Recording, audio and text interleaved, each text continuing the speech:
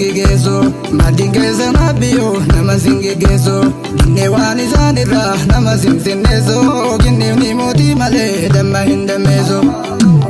assalamu alaikum bari rabbi jalate bandira rasula min bayadi adabate assalamu alaikum kamina deto ya adu arshifte kauni marageto akkuma urjisami fajate nusgeto ijan argite ruhi wanguranda geto simbirti wayi dufte nafundura teto ayata wayi fidde arrabarra geto amalle kaudide kaula radidemto kaulan kakonin kullin kesatti walgeto kalama kudra rabbi kalbirana keto arrabarran dabane onne ganna senteo baba jalala rabbi bane finna senteo mushurra rasul ta'u kufanti yabeto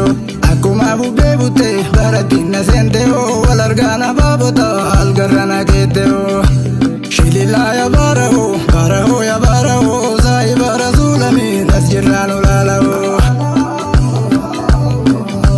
sabikati ruya gara kesan bateo walkarasi sajirti wana salkarateo salim nalkani guya takono tetateo argine marakuno wani sintatateo kubatera ganille chufate kotarille birkati sindebitu laini itti guteo aduwi ababota dukanti tebuteo manaman arga gari hoita gadijizo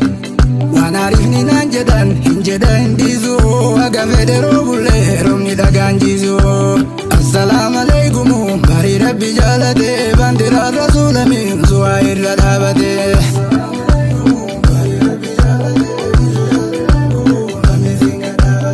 assalamu alaikum warki rabbi jalate bandira rasulami makka kesa dabate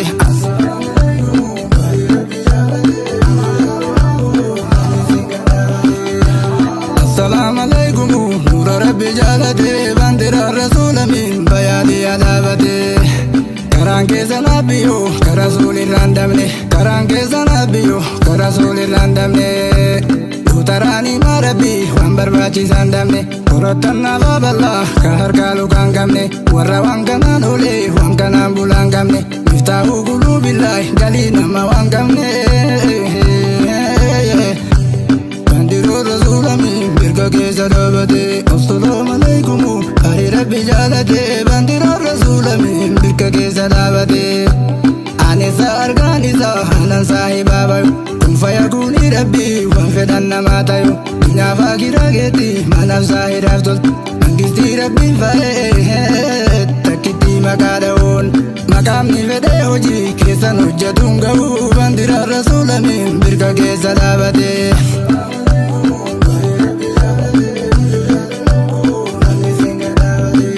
assalamu alaikum warki rabbi jalate bandira rasulami arshi kesa dabate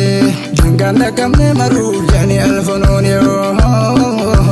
sira waljibba male saimni buluni bandira rasulami bayadi adabate assalamu alaikum bari rabbi jalate bandira rasulami bayadi adabate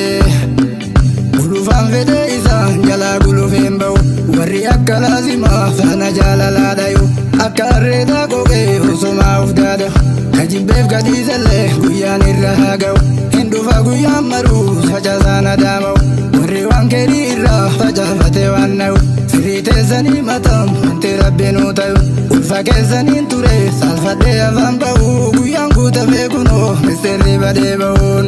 assalamu alaikum bandira rasulami birka keessa dabate assalamu alaikum nura rabbi jalate bandira rasulami birka keessa dabate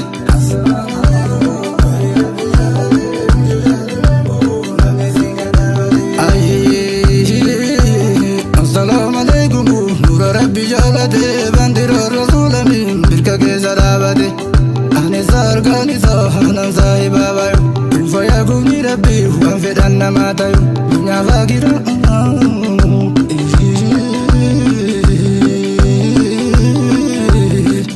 amana Segal turbatami lama segal tami janta ditami turba segal tami tok